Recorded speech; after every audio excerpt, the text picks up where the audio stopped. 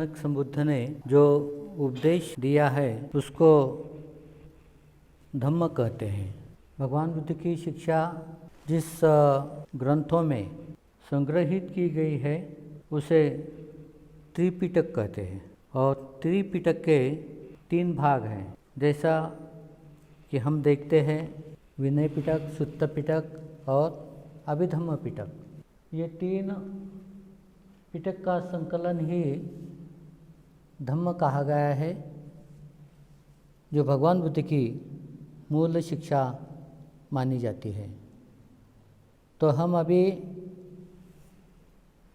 सुत्त पिटक के बारे में कुछ अध्ययन करेंगे।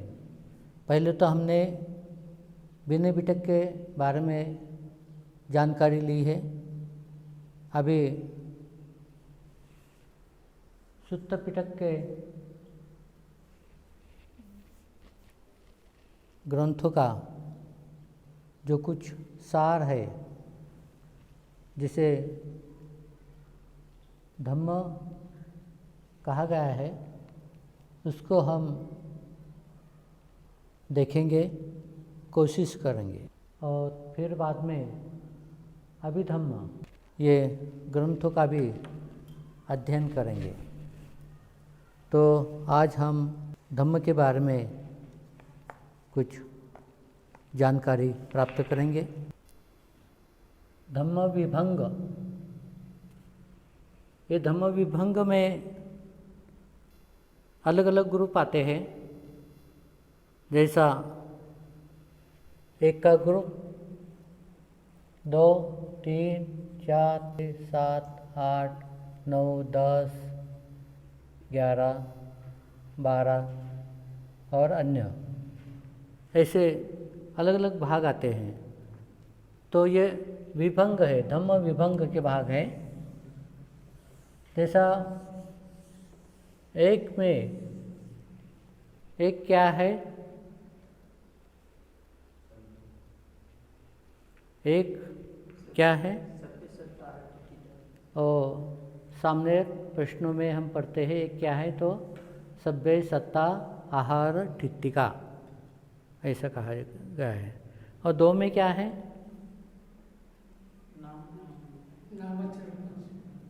हाँ, नाम रूप 2, 3 वेदनाएं, 4 आर्य सत्य, 5 पंच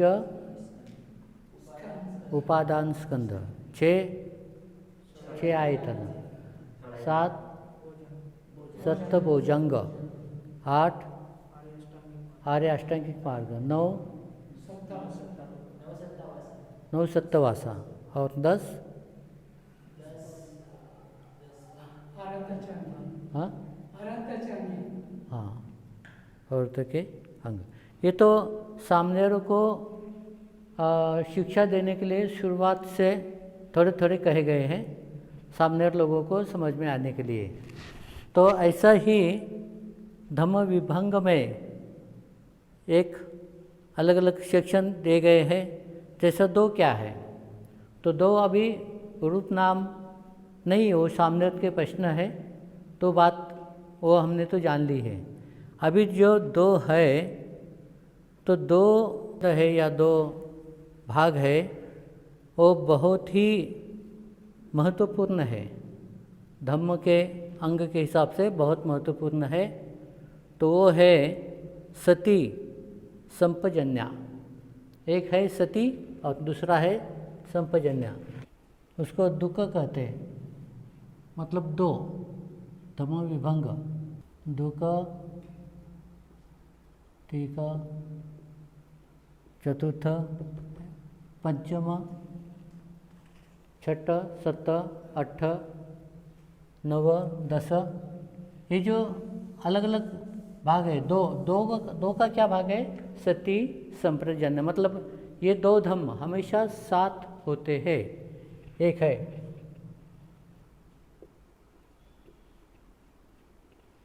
सती, 2 है संपजन्या, सती संपजन्या।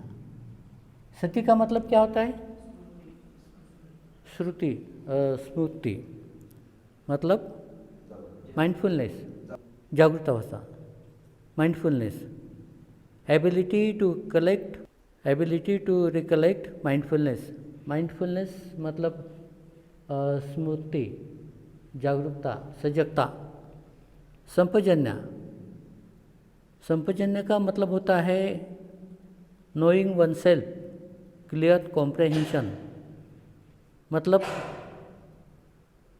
खुद जानना, खुद के प्रज्ञा से जानना, उसको बोलते हैं संपजन्या। सति का मतलब होता है सजगता, जागरूकता, और संपजन्य का मतलब होता है खुद उसको जानना, खुद अनुभव करना, खुद स्वयं जानना। सजगता भी है, जागरूकता भी है, और स्वयं जानने की क्षमता भी है, तो उसको कहते हैं संपजन्या। तो ये दो धर्म साथ में हुए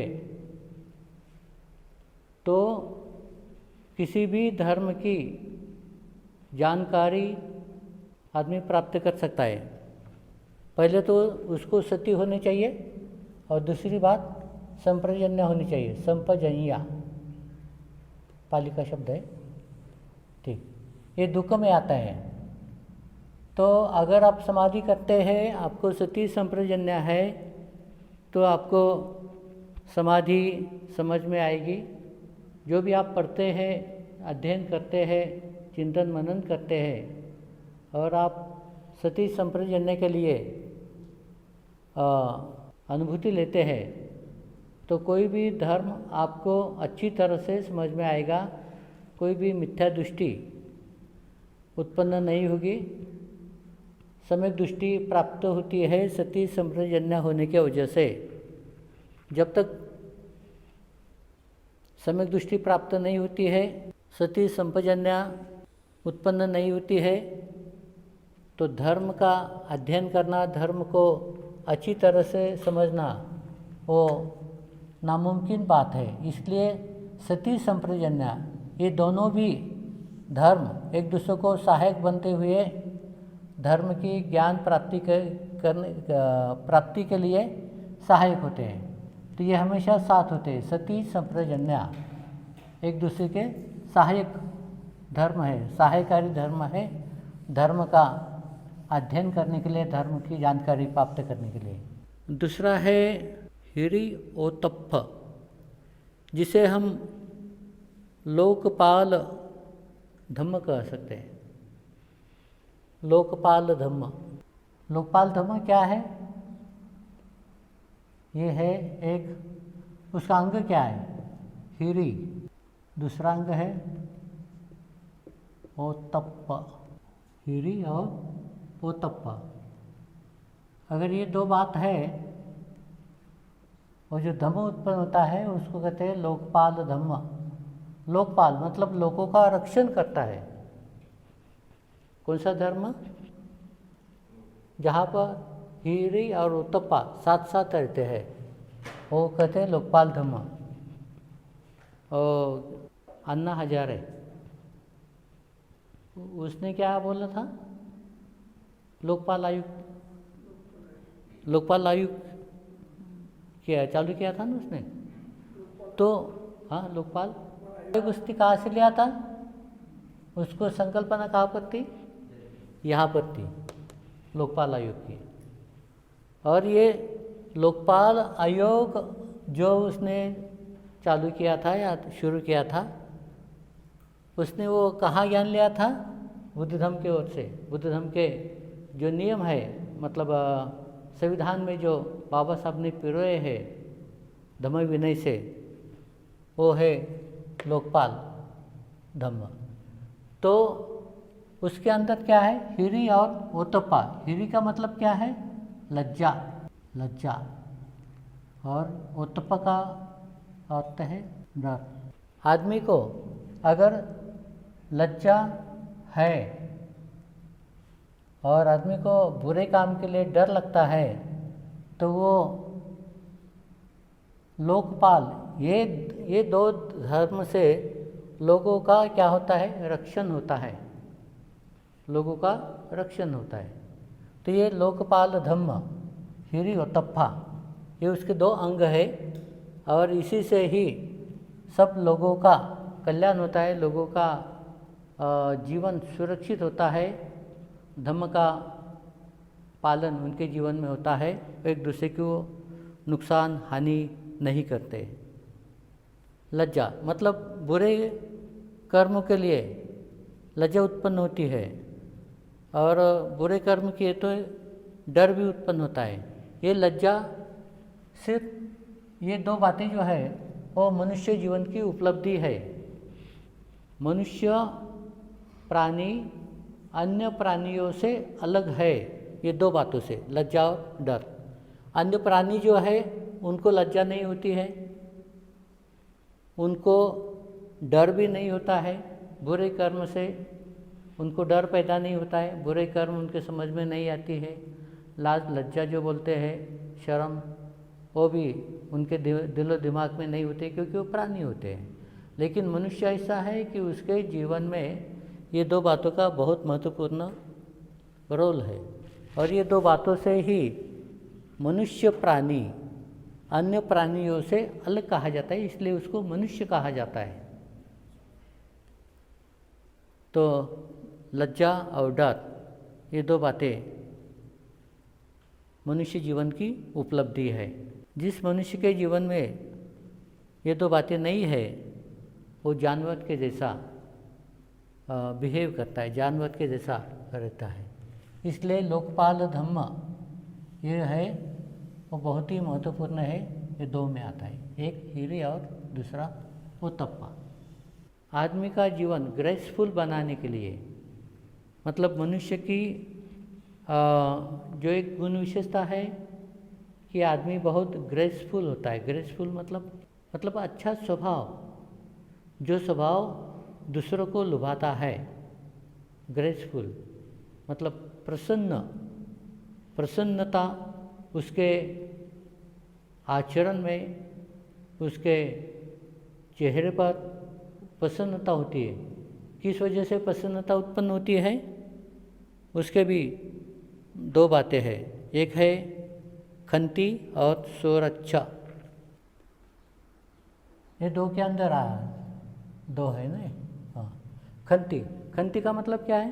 खंती का मतलब क्षमा और सोरच्छा का मतलब मोडेस्ट मतलब नम्रता और सहनशीलता। शांति सहनशीलता ये क्या कहा जाएगा? खंती। क्षमाशीलता और नम्रता, ये दो बातें आदमी के जीवन में हो, आचरण में हो तो आदमी कैसा बनता है? ग्रेसफुल बनता है। मतलब अच्छा प्रसन्न चित्त वाला, अच्छा बिहेवियर वाला, जो किसी को भी अच्छा लगे। ग्रेसफुल अगर आदमी हो तो इसके अंदर दो बातें होती है, एक होती है खंती और दूसरा है तो होता है सोरच्छा। मतलब क्षमाशीलता होती है, अग्रेसिव नहीं होता है, किसी का नुकसान नहीं करता है, किसी की बुराई नहीं सोचता है और किसी का बुरा हो जाए इसलिए कोई उपद्रव भी उत्पन्न नहीं करता है। तो किसी ने उसके साथ बुरा व्यवहार भी किया तो फिर भी क्या होता है? वो क्षमाशीलता उसके अंदर होती है, मतलब क्षमा करता है। खंती है, सहन करता है। सोरच्छा का मतलब नम्र होता है, किसी ने उसके साथ बुरा व्यवहार भी किया तो क्या होता है? नम्र होता है, उसको जानते समझते उसको क्षमा करते हुए नम्र भाव उसके अंदर उत्पन्न होता है। तो ये क्या है? मनुष्य जीवन की एक उपलब्धि है जो मनुष्य के जीवन में ही ये बातें हो सकती है, अन्य प्राणियों के जीवन में ये बातें तो होती ही नहीं है। जो अच्छा आदमी है तो ये उसके क्या है? गुणवत्ता है, उसके अपने एक डिग्निटी कहेंगे या उसकी गुणवत्ता कहेंगे या उसका आचरण कहेंगे। ये मनुष्य के जीवन के लिए बहुत ही उपयोगी है। खंती और सुरक्षा ये भी साथ में आते हैं, क्योंकि एक दूसरे की क्या है, ये मददगार है। तीसरा है people whom it is rare to meet, दुर्लभ आदमी या साथी।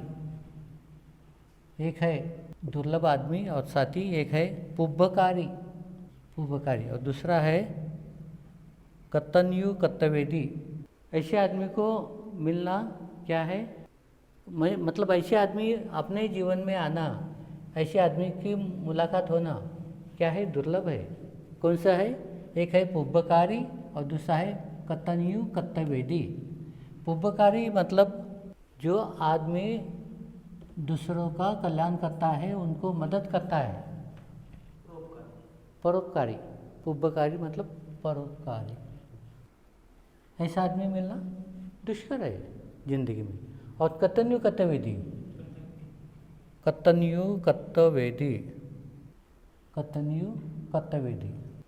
Person who then realizes the help that was given to him and so reciprocates. कत्तन्यु कत्तवेदी मतलब जिन्होंने अपने पर उपकार किया है उसका स्मरण रखते हुए दूसरों को मदद करना, उसको कहते हैं कत्तन्यु कत्तवेदी। कृतज्ञता की भावना। कत्तन्यु, ये कत्तन्यु हो गया कृतज्ञ, कत्तवेदी ये दो शब्द है, ये दो शब्द है। कत्तन्यु कत्तवेदी, कृतज्ञता, कृतज्ञता का भान रखना, और कत्तवेदी दूसरों पर परोपकार करना। तो ये दो धम्म साथ होते हैं, जिसे दूसरों लोगों का और अपना भी कल्याण होता है। ये है पुब्बकारी और कत्तन्यु कत्तवेदी। ये धम्म की शिक्षा है, बुद्ध की शिक्षा है कि ये बुद्ध धम्म में ही सीखने को मिलता है। दूसरे धर्मों में वो सिखाया नहीं जाता है। जैसे कोई बाकी के सती संप्रजन्या, हिरियोत्तप्प, खंती सोरच्छ, पुब्बकारी, कत्तन्यु कत्तवेदी, ऐसा उनको उनके संघ के लोगों को सिखाया नहीं जाता है, शिक्षा नहीं दी जाती है। लेकिन भिक्खु संघ भगवान बुद्ध का जो धम्म सीखता है, धम्म के अनुसार भगवान बुद्ध के जो शिष्य है उनको ये धम्म पढ़ाया जाता है। और ये धम्म पढ़ाने से वो जीवन में आचरण करते हुए खुद का कल्याण करता है और समाज का भी कल्याण करते हैं। तो इसलिए इस तरह से हम धम्म भगवान बुद्ध की शिक्षा के अंदर पढ़ते हैं। ठीक है, अभी ये दो का मतलब दो, दो क्या है, ये दो है। जो आपने पहले दो सामने प्रश्न में पढ़ा क्या है, वो रूप और नाम है, वो तो अलग बात है, लेकिन ये अलग बात है। ठीक है, ये सूत्र के अंदर हम पढ़ते हैं, धम्म के अंदर पढ़ते हैं। ठीक है, अभी तीन में क्या है, त्रिरत्न, एक धम्म संघ, ये तीन रत्न है। बुद्ध धम्म संघ, बुद्ध धम्म संघ, त्रिरत्न, बुद्ध धम्म संघ। तो बुद्ध क्या है, बुद्ध किसको बोला जाता है? बुद्ध मतलब क्या, जिन्होंने, बुद्ध का मतलब क्या है, जिन्होंने काया वाचा मन से धम्म विनय के अनुसार आचरण करने के लिए शिक्षा दी है। जिन्होंने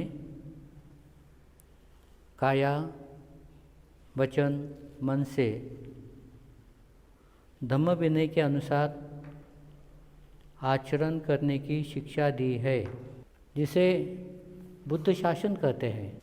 बुद्ध शासन की शिक्षा देने वाले, बुद्ध शासन पढ़ाने वाले जो गुरु है, शास्ता है, मार्गदर्शक है, तो लिखा करो, जो बोलते हैं लिखा करो, क्योंकि यहाँ पे लिखा नहीं है, यहाँ पे भी लिखा नहीं है, ये तो अंग्रेजी का किताब है, ठीक है, उससे मैं पढ़ा रहा हूँ आपको हिंदी में। तो अगर लिखा होता तो फिर दोबारा दोबारा बोलता था। तो जो बोला है तुरंत लिखते जाना, पीछे नहीं रहना लिखने के लिए। तो क्या हो जाता है, वो लिंक टूट जाती है और फिर दूसरों को लिखने में भी और बोलने में भी दिक्कत होती है। बताया है वो बुद्ध शासन बताने वाले गुरु, शास्त्र, मार्गदाता, उन्हें बुद्ध कहते हैं, उन्हें बुद्ध कहते हैं। 2. धम्म, जो धम्म विनय भगवान बुद्ध की शिक्षा है, धम्म विनय जो भगवान बुद्ध ने शिक्षा दी है उसे धम्म कहते हैं। 3. संघ, भगवान बुद्ध की शिक्षा उपदेश सुनकर, भगवान बुद्ध की शिक्षा उपदेश सुनकर सही मार्ग से धम्म विनय का पालन करने वाले भिक्खु और शिष्य, धम्म विनय का पालन करने वाले भिक्खु या शिष्य, उन्हें संघ कहते हैं।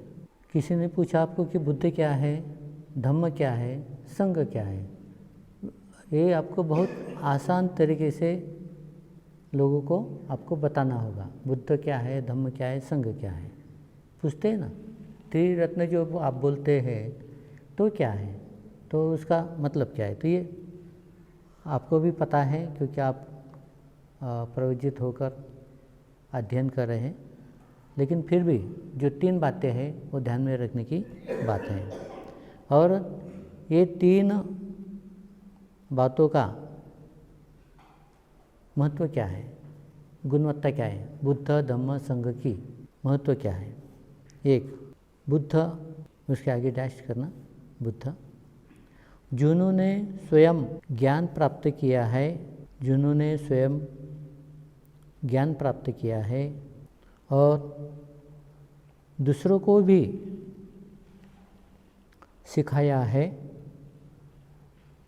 जिन्होंने स्वयं ज्ञान प्राप्त किया है और दूसरों को भी सिखाया है, स्वयं दुख मुक्त अवस्था को प्राप्त होकर, स्वयं दुख मुक्त अवस्था को प्राप्त होकर दूसरों के लिए भी कल्याण मित्र बनकर दुख मुक्ति का मार्ग बताते हैं। ये बुद्ध का आचरण है, मतलब ये बुद्ध बताते हैं, दूसरों को भी दुख मुक्ति का क्या लिखा है आपने, मार्ग बताते हैं। हाँ, तो ये बुद्ध का गुण है। अभी 2. धम्म, धम्म का वैल्यू क्या है, धम्म का कीमत क्या है, धम्म का उपयोग क्या है। धम्म जो धम्म का आचरण करते हैं उनको अधोगति दुर्गति से बचाता है। 3. संघ, भगवान ने जिस तरह से धम्म पढ़ाया है उसी तरह से आचरण कर दूसरों को भी बताते हैं, दूसरों को भी सिखाते हैं। ये क्या है, ये संघ का जिम्मेदारी है, संघ का कार्य है। बुद्ध का कार्य क्या है, धम्म का, बुद्ध का उपयोग क्या है जीवन में, धम्म का उपयोग क्या है, संघ का उपयोग क्या है हमारे जीवन में, इसके बारे में ये 3 बातों का हम स्मरण करते हैं। The value of the 3 jewels, 3 रत्नों का हमारे जीवन में उपयोग या फायदा, क्या फ़ायदा है, इस तरह से है। तो इस तरह से आप बुद्ध क्या है, धम्म क्या है, संघ क्या है, उसका मतलब क्या है और हमारे जीवन में उसका क्या फ़ायदा है, ये हम जानते हैं। भगवान ने 3 तरह से धम्म को बताया है। भगवान ने मतलब बुद्ध ने 3 तरह से धम्म का उपदेश किया है। एक, भगवान ने स्वयं जो धर्म पढ़ाया है वो बहुत ही गंभीरतापूर्ण, भगवान ने जो धर्म पढ़ाया है वो बहुत ही गंभीरतापूर्ण और बहुत ही गहराइयों से अध्ययन कर, स्वयं बहुत ही गहराई से अध्ययन कर स्वयं उसकी अनुभूति पा सकते हैं। 2, जैसे भगवान ने धम्म की शिक्षा दी है,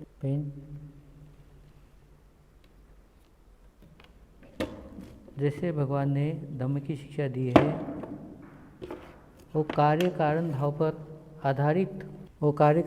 पर आधारित खुद उसका अध्ययन करने के बाद, खुद उसका अध्ययन करके उसकी सच्चाई जान सकते हैं। नंबर 3, भगवान ने जो धम्म बताया है वो बहुत ही आश्चर्यजनक और हितकारी, उपयोगितापूर्ण, हितकारी, आचरण के अनुसार फल देने वाला है। ये 3 तरह से भगवान बुद्ध ने क्या कहा है, शिक्षा दी है। शिक्षा देने का तरीका भगवान बुद्ध का यहाँ पर बताया गया है कि भगवान बुद्ध ने 3 तरह से धर्म कैसा बताया है, क्या क्या उसका फ़ायदा होता है, क्या क्या उसका लाभ होता है, किस तरह से होता है, किसको होता है, ये बातें यहाँ पे बताई गई है। भगवान बुद्ध के धम्म आचरण से 3 तरह की क्रांति जीवन में आती है। भगवान बुद्ध के धम्म आचरण से 3 तरह की क्रांति जीवन में आती है। एक, मनुष्य दुचरित से परान्मुख होता है, मतलब दूर होता है। मनुष्य दुचरित से परान्मुख होता है, दूर होता है। जैसे काया दुचरित, वची दुचरित और मनोदुचरित। इस बुरे कर्म से, इस बुरे कर्मों का उच्चाटन करता है। काया दुचरित, वची दुचरित, मनोदुचरित इस बुरे कर्मों का उच्चाटन करता है। मतलब उसको हटाता है, मिटाता है, नष्ट करता है। 2, जीवन में सुचरित कर्म का उत्थान करता है। उत्थान मतलब उसको बढ़ाता है, निर्मिति करता है। जैसा काया सुचरित, वची सुचरित और मनो सुचरित। ओके। नंबर 3, अपने मन को या अपने हृदय को शुद्ध करने के हेतु, अपने मन को शुद्ध करने हेतु जो मन में दोष उत्पन्न करने वाले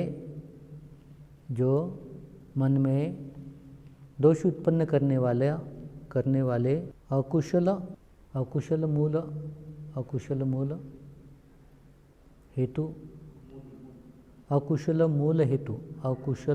मूल हेतु जैसे लोभ, द्वेष और मोह, इनको हटाता है। 3 दुचरित। एक, काया दुचरित, जैसा हत्या करना। एक, काया दुचरित, जैसा हिंसा करना, हत्या करना, काया से हिंसा, हत्या करना। 2, वची दुचरित। एक मिनट, क्या लिखा है? काया दुचरित। हाँ, काया दुचरित एक, हिंसा, हत्या करना। हाँ, काया दुचरित। उसमें 2 लिखो, काया दुचरित में ही। चोरी करना या ठगाना, चोरी करना और ठगाना। 3 व्यभिचार करना। मग चोरी कशामध्ये येईल? कायमध्येच येईल ना. कायचे दुष्कर्म? हिंसा करणे, हत्या करणे कशाने करतो? हिंसा करतो, हत्या करतो कशाने करतो? शेराने करतो. शेराने म्हणजे हातानेच करतो ना. म्हणजे हे हात कुठं आहेत? कायाला जोडलेले आहेत ना. मग ते कायनंच होईल का नाही ते? आणि मग चोरी काय होईल? ती पण कायनंच होईल. हिंसा हत्या करणे कायनं होते, मग चोरी करणे कायनं होत नाही का? मनाने होईल का? वाचेने होईल का चोरी? काय हाताचाच उपयोग करावा लागतो ना, म्हणजे कायचंच. समजलं? ओके. 3 व्यभिचार कशाने होतो? हाताने होतो का कायाने होतो? एक क्या है? काया दुचरित है. ठीक है, काया दुचरित. अभी वची दुचरित. नंबर 2 वची दुचरित. 1 झूठ बोलना. वची दुचरित. ये वची दुचरित कितने हैं? ये 4 है. ठीक है, वची दुचरित 4 ऐसा लिखो टाइटल. वची दुचरित 4. 1 झूठ बोलना. 2 नहीं, ये तो वची दुचरित का है ना. पहला तो है कि झूठ बोलना, दूसरा है अपशब्दों में भत्सना करना. मतलब अपशब्द, अपशब्द क्या बोलेंगे उसको हिंदी में? हाँ, कटुवचन बोलना. कटुवचन बोलना, कटुवचन. चुगली करना. 3 चुगली करना. झूठ बोलना, कटुवचन बोलना, चुगली करना. और 4 व्यर्थ बड़बड़ करना, नॉनसेंस की जैसे बातें करना. व्यर्थ की बातें बड़बड़ करना. ये क्या है? वची दुचरित 4, काया दुचरित 3, वची दुचरित 4 और मनोदुचरित 3. अभी 3 लिखना. मनोदुचरित. पहला काया दुचरित, 2 वची दुचरित और 3 मनोदुचरित. मनोदुचरित क्या है? 1 है लोभ, लोभ. 2 व्यापदा, व्यापाद. और 3 मिथ्यादित्थि, मिथ्यादित्थि. ये जो 3 बातें हैं ये मनोदुचरित में आती है. मन का दुचरित है. लोभा, व्यापाद और मिथ्यादित्ति. ये काया, वचन और मन, ये 3 अकुशल कर्म जो है काया के, वाचा के और मन के, ये कितने टोटल कितने होता है? 10 दुचरित. इसको कहते हैं 10 दुचरित. 10 अकुशल कर्म भी कह सकते हैं. तो जैसा 3 दुचरित, 1 काया का दुचरित, 2 वाचा दुचरित और 3 मनोदुचरित. ये 3 टोटल मिलाकर 10. 3 4 और 3 ये है 10 अकुशल कर्म.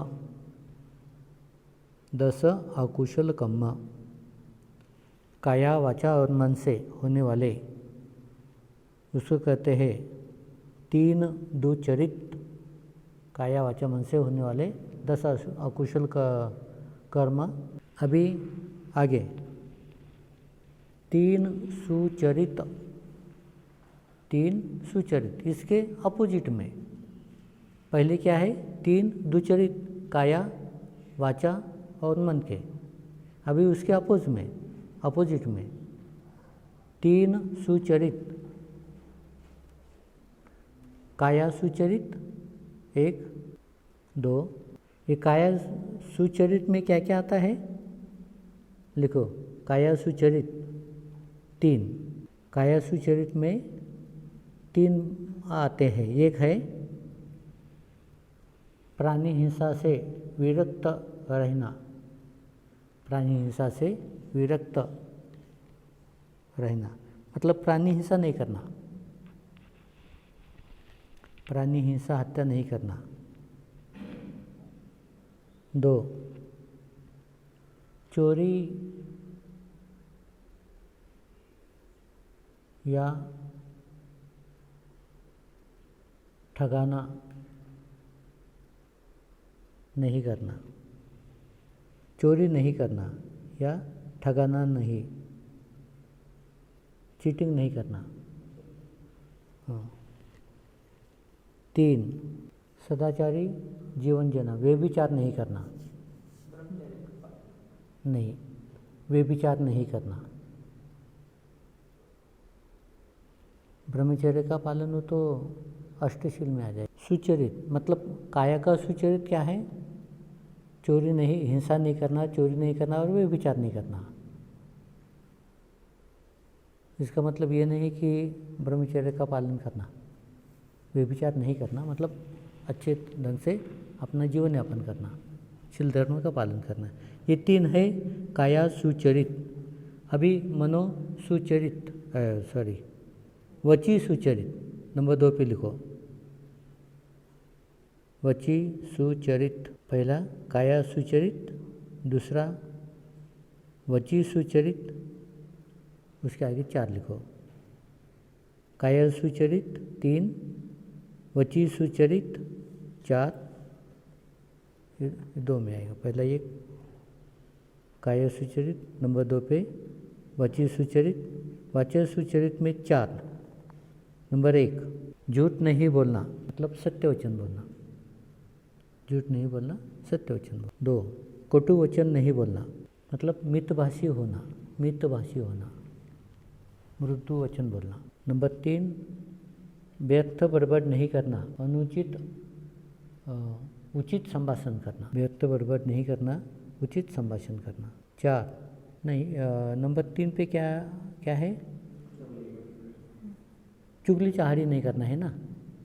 हाँ नंबर 3 पे है चुगली चाहड़ी नहीं करना, नंबर 3 पे है मतलब जो सत्य है वो बोलना। और 4 पे आता है व्यर्थ बड़बड़ नहीं करना मतलब उचित संभाषण करना, योग्य संभाषण करना। ये है वची सुचरित। और मनो सुचरित, मनो सुचरित ये है अलोभ, अलोभ, अलोभ का मतलब क्या होता है? हाँ लोभ नहीं रखना, लोभ नहीं रखना। लोभ रखा तो क्या हो जाता है? चोरी हो जाती है, चोरी की जाती है। अव्यापाद मतलब हिंसा नहीं करना। और नंबर 3 पे आता है सम्मादिथि, अलोभ, अव्यापाद और 3 पे सम्मादिथि। ये काय में आता है? मनो सुचरित, मनो सुचरित ये 3। सम्मादिथि का मतलब क्या है? सम्यक दृष्टि धारण करना, सम्यक दृष्टि बनाए रख, सम्यक दृष्टि। तो ये है 3 सुचरित, काया सुचरित, वची सुचरित और मनो सुचरित। तो काया वाचा मन के ये सुचरित कर्म जो है कितने आते हैं? 10 आते हैं। तो 10 कुशल कर्म है। अपने क्लास के स्टूडेंट इतने आगे हैं, पेन भी ख़त्म हो रहा है, नोटबुक भी ख़त्म हो रही है, लेकिन पढ़ाई ख़त्म नहीं हो रही है। इतने एक्टिव है ना? पेन पे पेन, नोटबुक पे नोटबुक, लिख रहे हैं, जा रहे हैं आगे, अच्छी बात है। कभी कभी स्टूडेंट ऐसे लोग होते हैं उनका पेन कभी ख़त्म होता ही नहीं, उनकी स्कूल ख़त्म हो जाती है लेकिन पेन ख़त्म नहीं होता है। नोटबुक भी कभी ख़त्म नहीं होती है लेकिन स्कूल ख़त्म हो जाती है। चलो अच्छी बात है। तो सुचरित 10 कर्म, दुचरित 10 कर्म। दुचरित काया के 3, वची के 4 और मन के 3। ये दुचरित कर्म उसको बोलते हैं अकुशल कर्म। और काया के 3, वची के 4 और मन के 3, ये जो 3 सुचरित है उनको कहते हैं 10 कुशल कर्म। काया वाचा मन के 10 कुशल कर्म। तो ये कौन से हैं, ये आपको जब आप लेक्चर देते हैं, जब आप धम्म किसी को बताते हैं, पढ़ाते हैं, तो ये आपको क्या है, एक सहायक बनेगा उपदेश देने के लिए, धम्म पढ़ाने के लिए, या खुद भी धम्म आचरण करने के लिए। ये बहुत ही महत्वपूर्ण है। तो हम जो कुशल कर्म करते हैं, अकुशल कर्म भी करते हैं, तो उसके पीछे कोई राज होगा।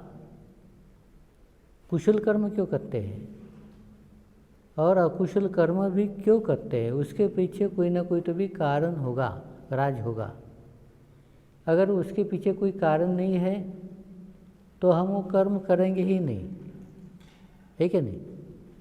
कुशल भी करते हैं तो कोई उसके पीछे कारण होगा, अकुशल भी करते हैं तो उसके पीछे कोई कारण होगा। तो ये जो कर्म हम करते हैं कुशल या अकुशल, तो उसके पीछे क्या होगा, क्या राज होगा, क्या कारण होगा। अकुशल कर्म हम क्यों करते हैं, किस वजह से करते हैं, किस कारण से करते हैं। तो जैसा अकुशल कर्म है, जैसा लोभ है, तो ये लोभ आदमी को अकुशल कर्म करने के लिए क्या करता है, प्रेरित करता है। और हमसे अकुशल कर्म होते हैं, मतलब लोभ की वजह से कौन से अकुशल कर्म होते हैं, चोरी हो सकती है ना। तो चोर के मन में चोरी करने की भावना जब उत्पन्न होती है तो उसके पीछे उसके मन में लोभ उत्पन्न हुआ होता है। किसी वस्तु के प्रति या किसी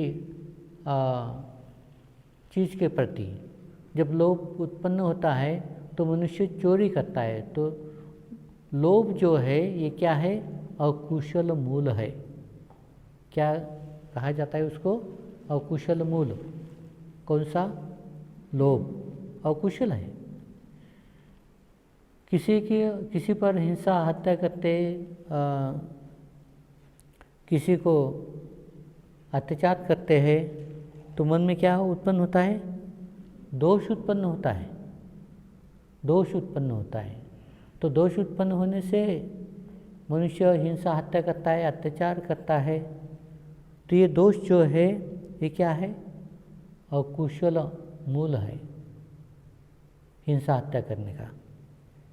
और कभी कभी आदमी बुरा कर्म करता है, उसको समझ में नहीं आता ये अच्छा है या बुरा है, लेकिन फिर भी ऐसा कुछ गलत काम करता है जो नहीं करना चाहिए। तो किस वजह से करता है, अज्ञान की वजह से।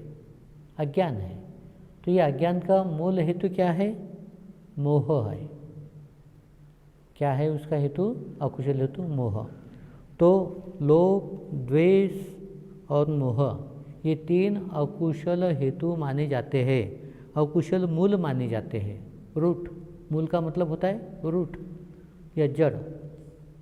ये 3 अकुशल जड़ है, लोभ, दोष और मोह।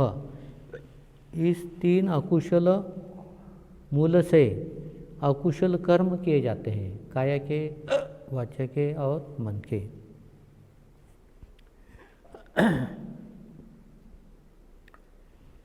तीन अकुशल मूल लिखो, 3 अकुशल मूल, 3 अकुशल मूल।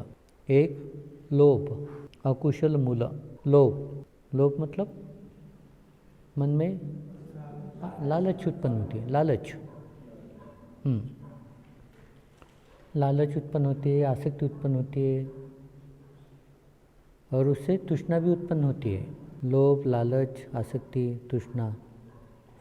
दोष का मतलब हिंसा करने की प्रवृत्ति। दोष, हिंसा करने की प्रवृत्ति या हिंसा। 3, मोह, उसको अज्ञान कह सकते हैं। अज्ञान, अज्ञान की वजह से या मूढ़ता की वजह से। मूढ़ता मतलब अज्ञानीपन या मूर्खपना। मूढ़ता, मूढ़ता। मोह, मोह का मतलब होता है मूढ़ता। तो ये लोभ, दोष और मोह, ये 3 अकुशल हेतु से कोई कर्म होता है तो अकुशल कर्म ही होता है। 3 अकुशल मूल या हेतु, इससे अकुशल कर्म ही होता है। अकुशल कर्म काया का, वचन का और मन का। अभी मनुष्य हमेशा ही अकुशल कर्म करता है ऐसा नहीं है, कभी कभी कुशल भी करता है। तो कुशल कर्म भी करता है तो उसके पीछे भी कारण होता है।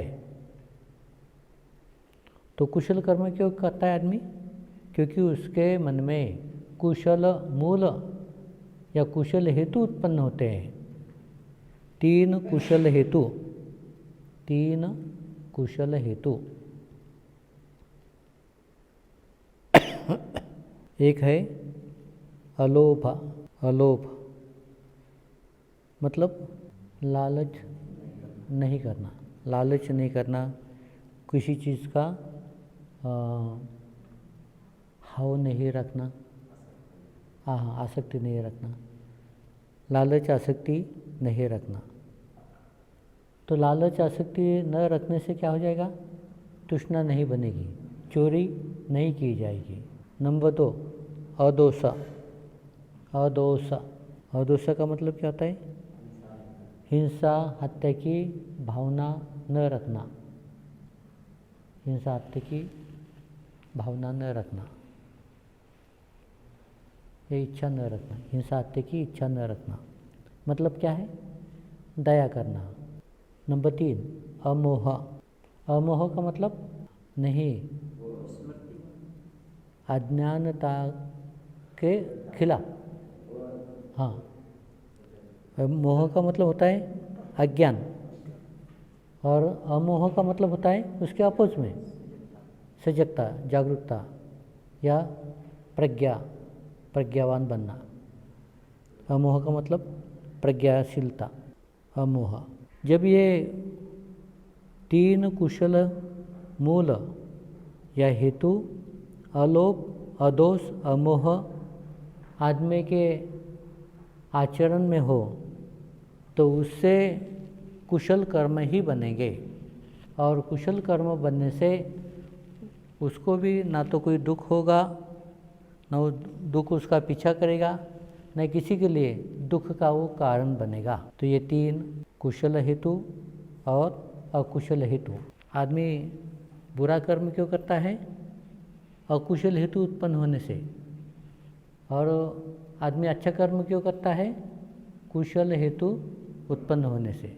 नहीं तो किसी धर्म के लोग कहेंगे ये किसी का शाप है, उसके मन में था इसलिए मैंने किया, उसने ही कराया, है ना। कोई कोई लोग तो ऐसा भी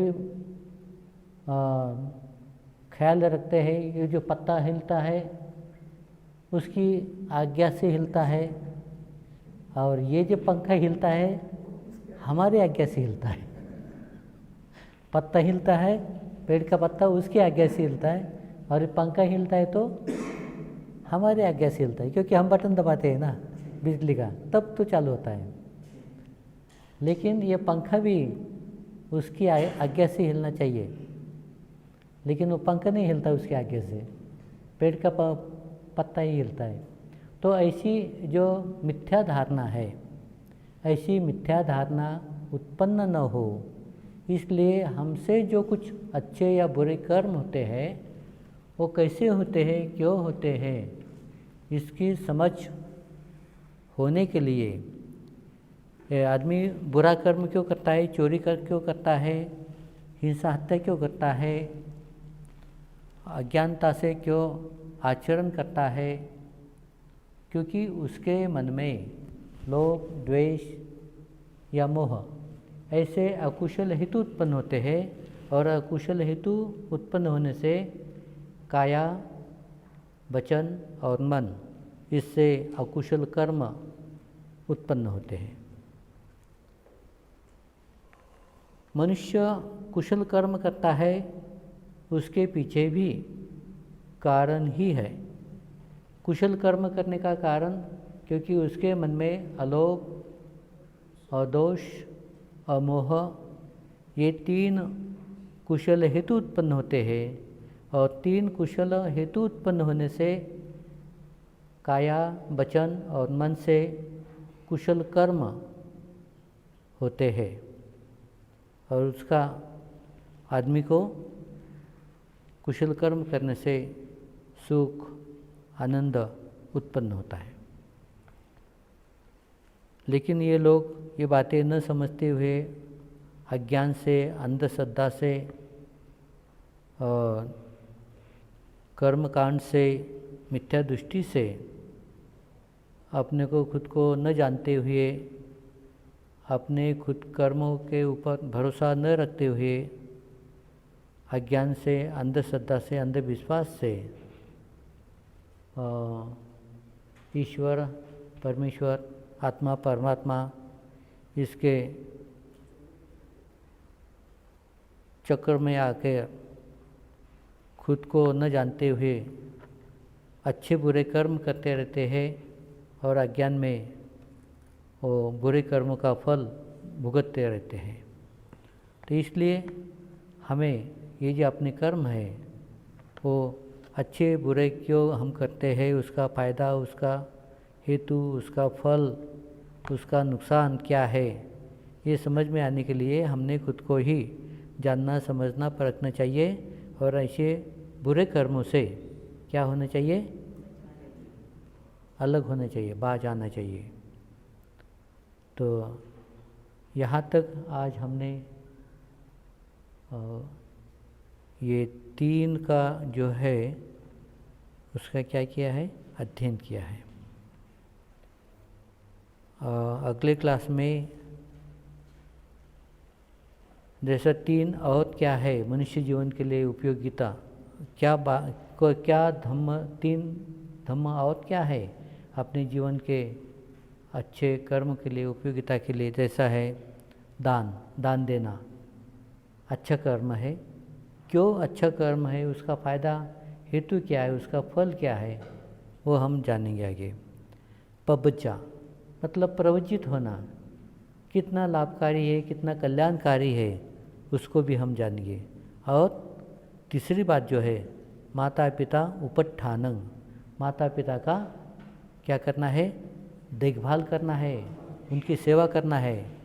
ये भी 3 धर्म मनुष्य के जीवन में कैसे कल्याणकारी है, दान, पबज्जा और माता पिता उपट्ठानंग। ये 3 धर्म का हम आगे अध्ययन करेंगे अगले क्लास में, ठीक है।